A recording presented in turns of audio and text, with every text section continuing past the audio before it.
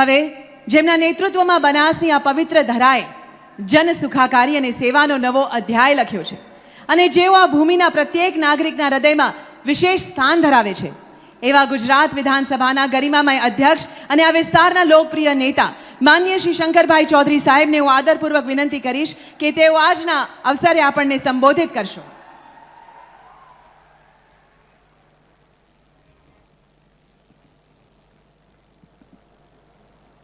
આપણી આ ધરતીનું ધાવણ ધાવી અને ઉછરી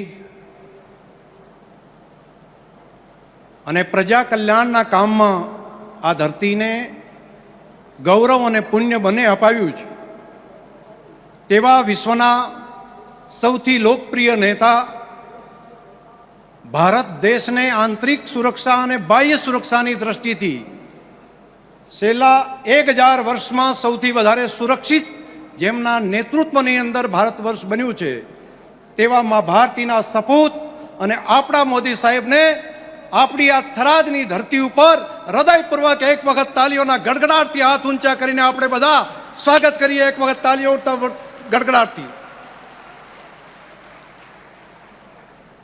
આપણા મોદી સાહેબ અહીંયા આવ્યા છે.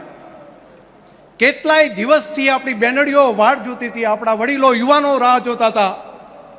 આપણા મોદી સાહેબ એમને જોવા માટે, એમને સાંભળવા માટે. તેવા આપણા મોદી સાહેબને આપ સૌ વતી ખૂબ ખૂબ એમનો આભાર પણ માનું છું.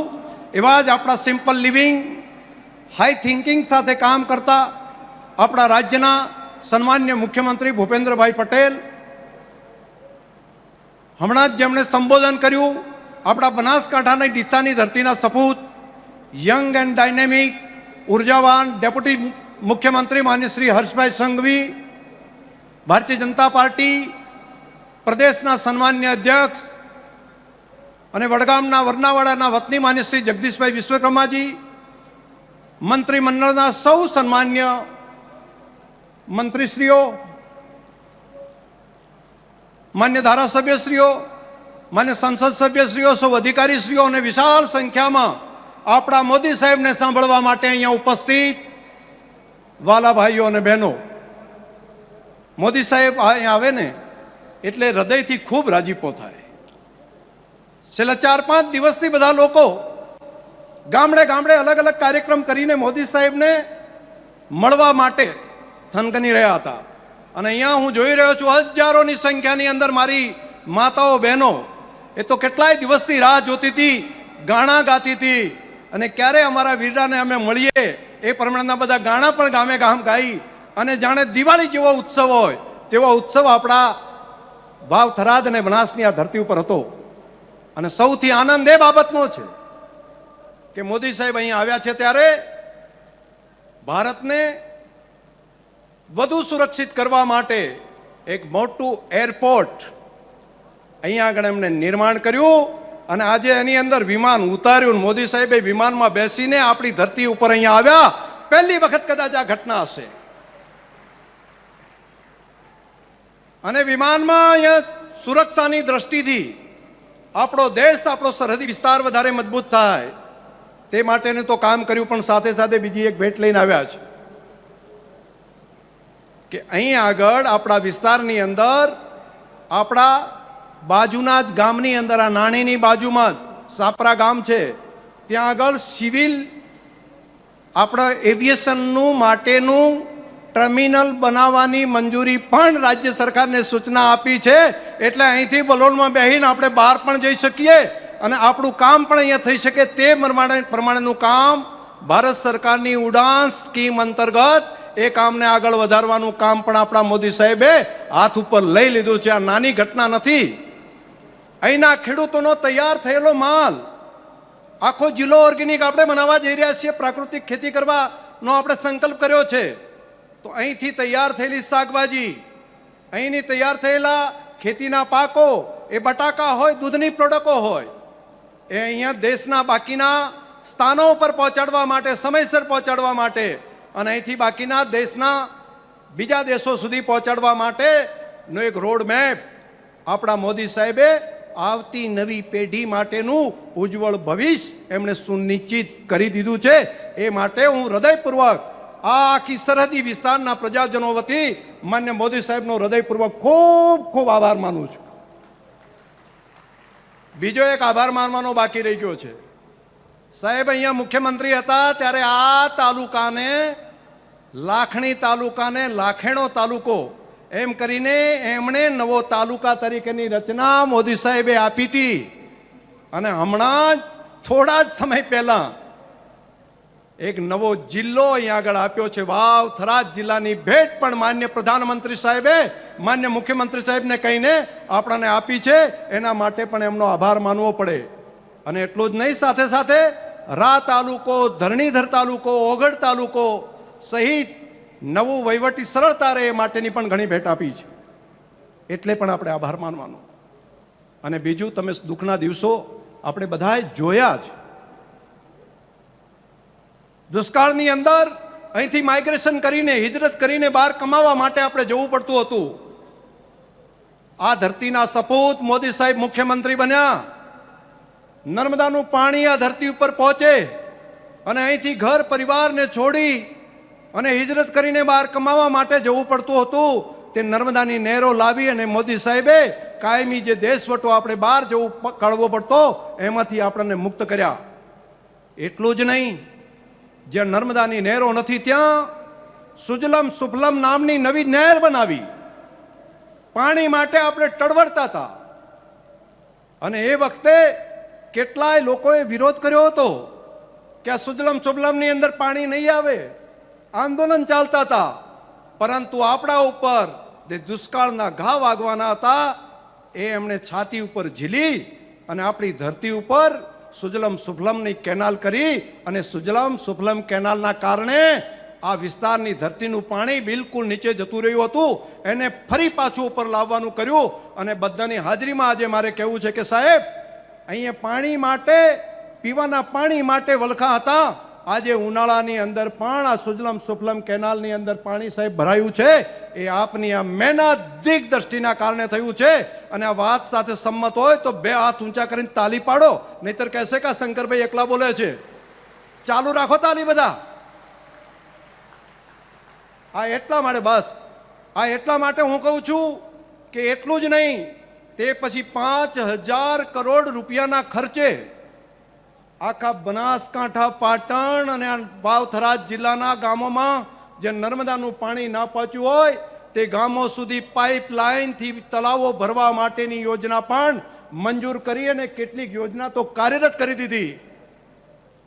પહેલા એ કહેતા, મને યાદ છે, આજે મારે જાહેરમાં કહેવું પડશે કે સાહેબ, એ વખતે વીજળી માટે આંદોલન ચાલતા અને ત્યારે એટલા બધા, કેટલાક લોકો તો એ પ્રમાણે બોલતા કે ત્યારે મનની અંદર આપણું કાળજું કપાતું. ત્યારે સાહેબ કહેતા, એક પણ શબ્દ બોલ્યા વગર કહેતા, ભાઈઓ વીજળીના તાર છોડો, પાણી પકડો, પાણી, ડ્રીપ અને સ્પ્રિંકલર પકડો, ડ્રીપ અને સ્પ્રિંકલર લ્યો તો વીજળી અને બધું મળશે. બાકી જ્યાં સુધી પાણી જ જો ધરતીના પેટાળમાં નહીં હોય તો ખેતી કઈ રીતે કરશો? ત્યારે નહોતું સમજાતું. પરંતુ હવે બધા પ્રજાજનોને સમજ્યું કે સાહેબ, આપ કેટલાય દશકો પહેલા વાતો જોઈ શકો છો, કેટલાય સોયકા પહેલાની વાત પછી શું થશે તેની પણ દ્રષ્ટિ આપને છે. એટલે આપે અમને યોગ્ય દિશા આપી હતી. અને આજે પૂરા ભારતની અંદર સૌથી વધારે ડ્રીપ અને સ્પ્રિંકલરનો ઉપયોગ કરી માઇક્રો ઇરિગેશન કરવાનું કામ આપણી ધરતી એના કારણે કરી રહી છે. મોદી સાહેબે આ દ્રીક દ્રષ્ટિ સાથે આપણને દિશા આપી હતી, એના કારણે થઈ શક્યું. આપણને ઘણું બધું આપ્યું છે. ગોબર એ ગોબર નહીં, ગાયનું છાણ, એમાંથી એ ગોબર નહીં, ગોબર ધન છે, એ વેસ્ટ નહીં વેલ્થ છે. આ વાત આપી. એક પણ રૂપિયાની રોયલ્ટી લીધા વગર આઈડિયા આપ્યો બનાસને. અને બનાસ ડેરીના માધ્યમથી આજે 3 બાયો સીએનજી કમ્પ્રેસ ગેસ એના માધ્યમથી અત્યારે ગાડીઓ, ગાયના ગોબરમાંથી ગાડીઓ ચાલી રહી છે. આ દ્રષ્ટિ આપવાનું કામ અને મદદ કરવાનું કામ આપણા મોદી સાહેબે કર્યું. તેના કારણે આ કામ કરી શક્યા. અને ભરોસો આપું છું કે સાહેબ, હજુ નજીકના જ આ જ વર્ષની અંદર અમે નવા બીજા 3 બાયો સીએનજી પંપ અહીંયા આગળ કરીને ખેડૂતો, પશુપાલકોને ગોબરમાંથી પણ વધારે પૈસા મળતા થાય તેવું કામ પણ અમે આપના માર્ગદર્શનની અંદર કરીશું. આ કામ એટલી જ વાત નહીં, આપણું રણ, આપણું સોયગામ, એને બોર્ડર ટુરિઝમ તરીકે ડેવલપ કરવાનું કામ આપણા મોદી સાહેબે કર્યું. અને આજે દેશભરની અંદરથી ને બહારથી પણ ટુરિસ્ટો આવી અને આપણી બોર્ડર જોઈ રહ્યા છે. અહીંયા રોજગારીની તકો આદરણીય મોદી સાહેબે આપણા માટે અહીંયા આગળ ઊભી કરાવી. શિક્ષણનું પ્રમાણ સાવ ઓછું હતું અને એ વખતે ગામડે ગામડે ફરીને આંગળી પકડીને આપણી દીકરીઓ ભણે એ માટેનું કામ ધોમ ધકતા તડકાની અંદર પણ ત્યાં જઈને એમણે કરાવરાયું. અને આજે 100% નામાંકન અને દીકરીઓને ભણવાનું કામ પણ ચાલ્યું. અને મારે સાહેબને રાજીપા સાથે કહેવું પડે કે આપે જે બીજ રોપ્યું હતું એના કારણે કરીને ગુજરાતનો સૌથી પાછળ ગણાતો જે બનાસકાંઠા જિલ્લો હતો સાહેબ, આ વખતે 10મા ધોરણમાં સૌથી પહેલો નંબર આપણો બનાસકાંઠા આ વાવથરા જિલ્લો આવ્યો છે. એ આપણી મહેનતના કારણે થયું છે સાહેબ. દરેક કામની અંદર આજે સૌથી વધારે ડોક્ટરો તૈયાર કરવાનું કામ એ આ બનાસકાંઠા જિલ્લાની અંદર થઈ રહ્યું છે સાહેબ. એ તે વખતે આપણે આંગળી પકડીને દીકરા દીકરીઓને જે સ્કૂલે મૂક્યા હતા તેના કારણે થયું છે. એટલા માટે સાહેબ અમારે તમારો આભાર માનવો જ પડે. મારી તમને આ વાત કહેવા બેસું ને તો હજુ તો ઘણો બહુ સમય જાય, પરંતુ મારે આપ સૌને વિનંતી કરવી છે કે મોદી સાહેબને કોઈ ઘણા કહે છે મોદી સાહેબ ક્યાં રહે છે, તો મોદી સાહેબ દિલ્હીમાં નહીં, અહીંયા બેઠેલા લોકોના દિલમાં રહે છે, બધાના હૃદયની અંદર છે, એક એક વ્યક્તિના દિલમાં રહે છે.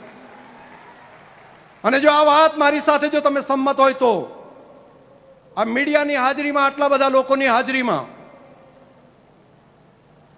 તમે કેટલો મોદી સાહેબને પ્રેમ કરો છો. એમને કોઈ નાનકડી એક કાંકરી એમના ઉપર પડે છે તો એ કાંકરી એમને નથી વાગતી, કરોડો કરોડો દેશવાસીઓના હૃદયની અંદર ચૂંએ છે, અહીંયા આગળ આપણને વાગે છે. એ ભાવ જો તમને લાગતો હોય કે આપણા મોદી સાહેબ એક તપસ્વી તરીકે, એક તપસ્વીની જેમ રાત દિવસ પ્રજા કલ્યાણનું કામ, મારો દેશ આગળ વધે, મારા દેશના ગરીબ લોકો માટે હું સેવા કરું, ખેડૂતો માટે સેવા કરું, ગામડા માટે સેવા કરું, એ સંકલ્પ સાથે જો કામ કરતા હોય તો મારી તમને પ્રાર્થના છે અહીંયા બેઠેલા ત્યાં બેઠા બધાને એક વખત પોતાના સ્થાન ઉપર ઊભા થઈને 2 હાથ ઊંચા કરીને તાળી પાડો. બધા જો તમે પ્રેમ કરતા હોય તો માતાઓ બહેનો સહિત પોતાના સ્થાન ઉપર ઊભા થઈને 2 હાથ ઊંચા કરીને ચાલુ રાખો તાળી. મીડિયાના મિત્રો પણ ફેરવે કે દેશની અંદર દેશના લોકો આપણા મોદી સાહેબ માટે કેટલો પ્રેમ કરે છે. હજુ ચાલુ રાખો સાહેબ. આ પ્રેમ અને લાગણી, આ આપણા પ્રત્યેનો પ્રેમ ને લાગણી આ સરહદી વિસ્તારને નહીં, પૂરા દેશના લોકોને છે. આપનો ખૂબ ખૂબ આભાર. આપણે આપણા મોદી સાહેબને ફરી સાંભળવા છે એટલે આપણે પોતાના સ્થાન ઉપર જ શાંતિથી બેસી જઈએ, પોતાના સ્થાન ઉપર ફરી પાછા બેસી જઈએ. સાહેબ આપને સાંભળવા માટે કેટલા આતુર છે, નહીતર ચાલુ સભામાં ઊભા થાય ને તો બીજી સભા બીજી વખત ના ચાલુ થાય. પરંતુ સાહેબ આ આપના પ્રત્યેનો પ્રેમ છે. પુનઃ મોદી સાહેબને આપ સૌ આવકારું છું. આપ સૌનો હૃદયથી ખૂબ ખૂબ આભાર.